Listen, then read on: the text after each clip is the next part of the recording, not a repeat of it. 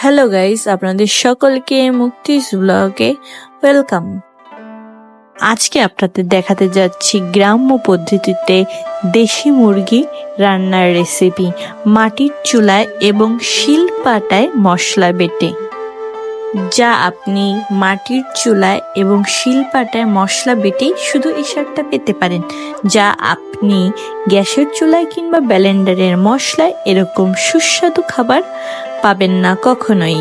কারণ গ্যাসের চুলার রান্নার স্বাদ এবং কাঠের চুলার রান্নার স্বাদ আলাদা হয়ে থাকে, এবং শিলপাটায় মশলা বাটার স্বাদ এবং ব্লেন্ডারে মশলা বাটার স্বাদ আকাশ পাতাল তফাৎ হয়ে থাকে। কথাটি আমার না, যারা এটা খেয়েছে দুই ধরনের রান্নাই তারাই বলে থাকে যে কাঠের রান্না এবং গ্যাসের রান্না দুটোই আলাদা হয়ে থাকে, এবং ব্লেন্ডারের মশলার থেকেও শিলপাটার মশলার স্বাদ বেশি হয়ে থাকে। এখন আমি প্রথমে রসুন বেটে নিলাম, বেটে বাটিতে উঠিয়ে নিলাম। আমাদের ভিতর অনেকেই আছে যারা মশলা বেটে ফ্রিজে রেখে দেয়, কিন্তু ফ্রিজের মশলার স্বাদ এবং সাজো মশলার স্বাদ একরকম নয়, আকাশ পাতাল তফাৎ। স্বাদটি ভালো পাওয়ার জন্য চেষ্টা করবেন মশলাটি সাজো সাজো বেটে নেওয়ার, তাতে খাবারের স্বাদ দ্বিগুণ বেড়ে যাবে। এই পর্যায়ে আমি এখন পেঁয়াজটি কেটে পেঁয়াজ বেটে নিচ্ছি। মশলাগুলো ভালোভাবে বেটে নিতে হবে, কারণ মশলা যত ফিনিশিং হবে তত খাবারের স্বাদও বৃদ্ধি পাবে। এই পর্যায়ে মরিচের বোটাগুলো ফেলে দিয়ে শুকনা মরিচ বেটে নিব। আপনারা আপনাদের পছন্দ মতন এবং স্বাদ অনুযায়ী ঝাল দিয়ে নেবেন। আমি এখানে একটু মরিচের পরিমাণ বেশি দিচ্ছি, কারণ আমাদের মরিচগুলোতে বেশি ঝাল নেই। এই জন্য আপনাদের মরিচের ঝাল অনুযায়ী আপনারা মরিচ দিয়ে নেবেন। বাটার সময় আপনারা জল দিবেন, কারণ বাটার সময় জল দিলে কিংবা মরিচটি আগে ভিজিয়ে রাখলে বাটতে কষ্ট কম হয়। অল্প ঘষাতেই মরিচ বা অন্যান্য মশলা ফিনিশ হয়ে যায়। এই জন্য বাটার কিছুক্ষণ আগে ভিজিয়ে রাখবেন, তাহলে বাটতে সুবিধা হবে।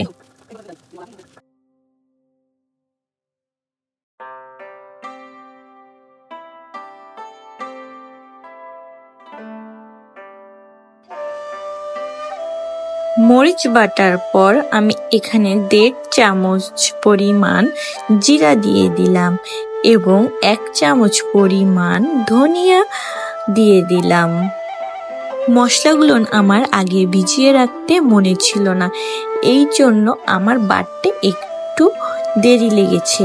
আপনারা চেষ্টা করবেন রান্না করার আধ ঘন্টা আগে মশলাগুলো ভিজিয়ে রাখতে, তাহলে ঘষা দেওয়ার সঙ্গে সঙ্গে মশলাগুলো ফিনিশ হয়ে যাবে এবং কষ্ট কম হবে। আমার একটু বেশি সময় লেগেছে, কারণ আমি মশলাগুলো ভিজিয়ে রেখেছিলাম না।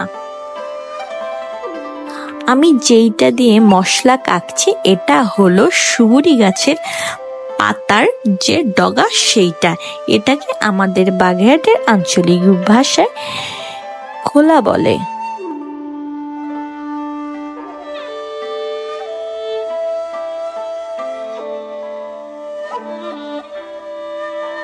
এই পর্যায়ে 1/2 চামচ কালো গোলমরিচ দিয়ে দেব এবং একটা জয়ত্রী ফলের অর্ধেক জয়ত্রী ফল দিয়ে দেব এবং 2 টুকরো জয়ত্রী ফুল দিয়ে দেব,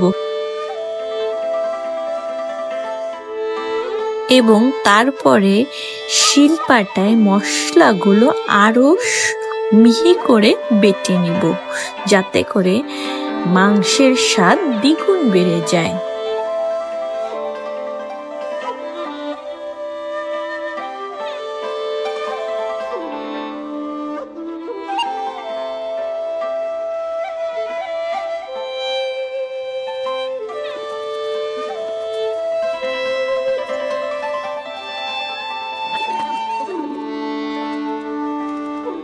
এই পর্যায়ে আমি এখন আদা বেটে নিয়েছি। আপনারা দেখতেই পাচ্ছেন আমি কতটুকু আদা দিয়েছি। আমি 2 কেজি দেশি মুরগি মাংসের জন্য 1 চা চামচ পরিমাণ আদা নিয়েছি। এবং এই পর্যায়ে আদাটা খুব ভালো করে মিহি করে বেটে নেব, যাতে করে মাংসের স্বাদ দ্বিগুণ বেড়ে যায়।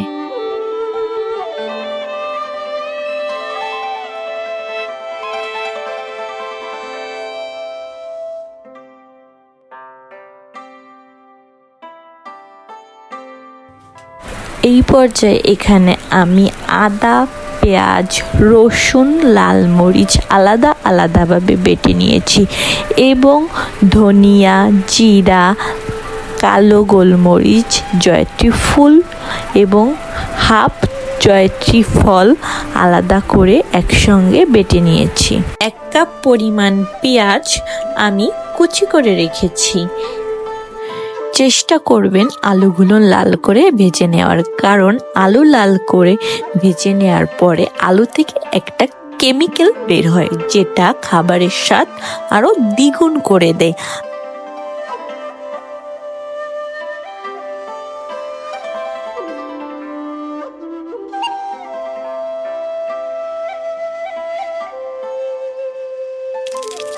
আলু ভেজে উঠিয়ে নিবার পর ওই তেলটা ফেলে দেবেন না, ওই তেলটাই রেখে দেবেন, ওই তেলটাই পুরো রান্নাটা হবে। ওই তেলের ভিতর জিরা, এলাচ, গরম মশলার ঝাল দিয়ে দিবেন। একটু নেড়ে চিড়ে ভেজে নেওয়ার পর লাল হয়ে গেলে পেঁয়াজ কুচি দিয়ে দিবেন।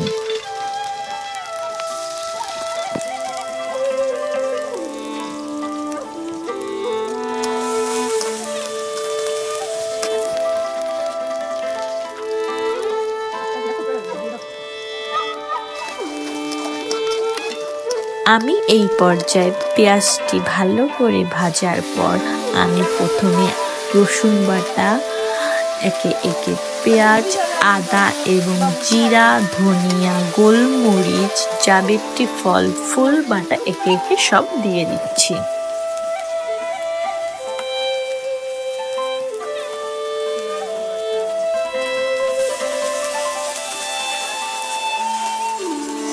ও হ্যাঁ, মরিচ বাটাটাও দিয়ে দিবেন এই পর্যায়ে। আপনারা একবার এভাবে রান্না করে খেয়ে দেখুন, স্বাদ মুখে লেগে থাকবে। যে খাবে সে আপনার প্রশংসায় পঞ্চমুখ হয়ে যাবে।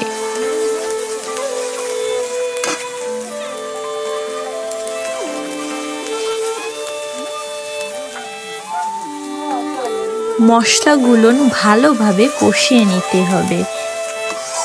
মশলা কষানোর সময় চুলার জাল অল্প দিয়ে নেবেন, এর ফলে মশলা কষানো ভালো হবে, মশলা পুড়ে যাওয়ার ভয় থাকবে না।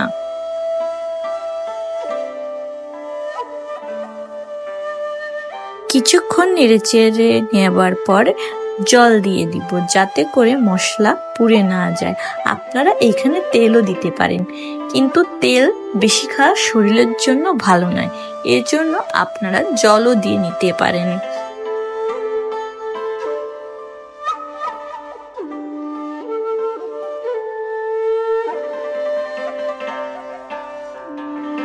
এই পর্যায়ে স্বাদ মতন লবণ দিয়ে দিবেন। আমি এখানে 1 চা চামচ লবণ দিয়ে দিয়েছি।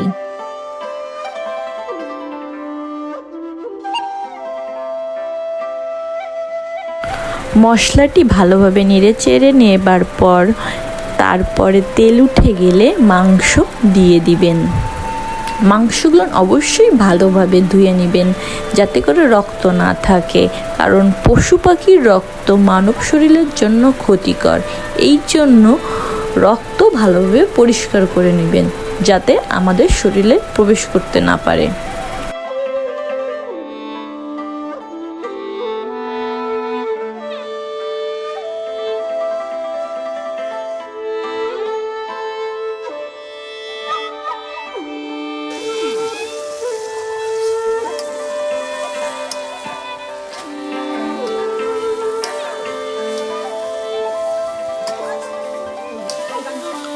মাংস যখন রান্না করবেন তখন চেষ্টা করবেন একবারে জল না দিয়ে পর্যায়ক্রমে বারবার জল দিয়ে কষিয়ে কষিয়ে রান্না করার। অল্প অল্প জল দিয়ে বারবার জল দিয়ে কষিয়ে কষিয়ে রান্না করবেন। এর ফলে খাবারের স্বাদ দ্বিগুণ বৃদ্ধি পাবে। একবারে জল দিবার থেকে বারবার অল্প অল্প করে জল দিয়ে কষিয়ে কষিয়ে রান্না করলে সেই মাংসের স্বাদ বেশি বের হয়, সেই মাংস খেতে বেশি টেস্টিফুল হয়। আমি একবারে জল না দিয়ে বারবারে অল্প অল্প জল দিয়ে কষিয়ে কষিয়ে রান্না করব, এতে খেতে বেশি সুস্বাদু হবে।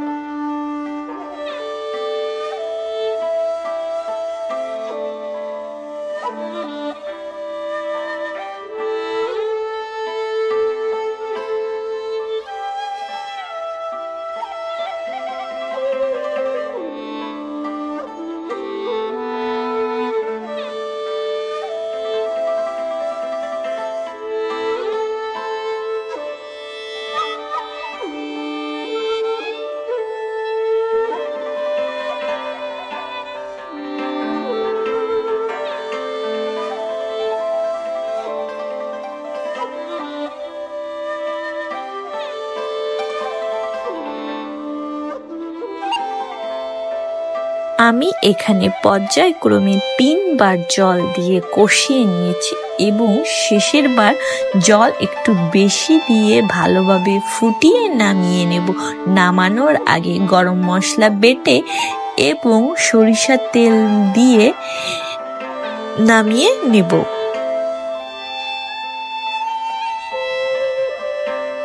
প্রচণ্ড রোদ এবং আগুনের তাপের জন্য আমার ফোনটা শেষের দিকে অফ হয়ে গেছে, এর জন্য আমি গরম মশলা এবং সরিষার তেল মেশানোটা দেখাতে পারিনি।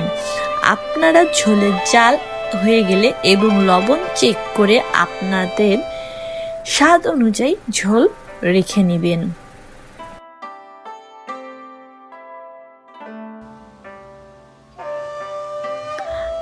আজকের ভিডিওটি এই পর্যন্ত। আপনারা অবশ্যই রান্নাটা ট্রাই করে খেয়ে দেখবেন এবং অবশ্যই আমাকে জানাতে ভুলবেন না কেমন হয়েছে। চ্যানেলটি সাবস্ক্রাইব করে পাশে থাকুন।